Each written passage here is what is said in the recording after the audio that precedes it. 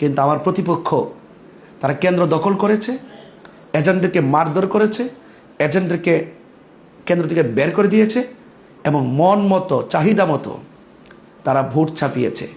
এমনকি রেজাল্ট শিটে আমার মোমবাতির যে এজেন্ট আছে তাদের স্বাক্ষরও নাই।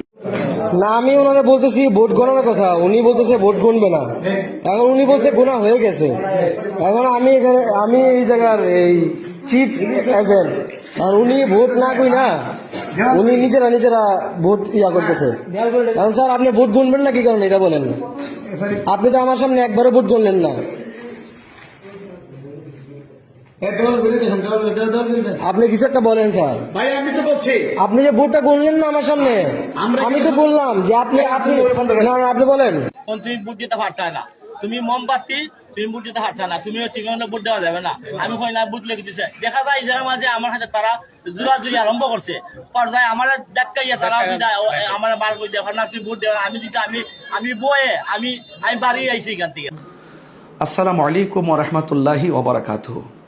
সুপ্রিয় দেশবাসী, ত্রয়োদশ জাতীয় সংসদ নির্বাচন, হবিগঞ্জ ৪, চুনারঘাট, মাধবপুর।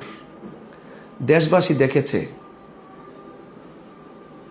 জাল ভোট, ভোট কারচুপি, জবরদখল, কেন্দ্র দখল, মোমবাতির প্রতীকের এজেন্টকে কেন্দ্রে ঢুকতে না দেওয়া, এজেন্টকে অনেক কেন্দ্র থেকে বের করে দেওয়া এবং পাশাপাশি মোমবাতির অনেক এজেন্টকে মারধর করে রক্তাক্ত করা।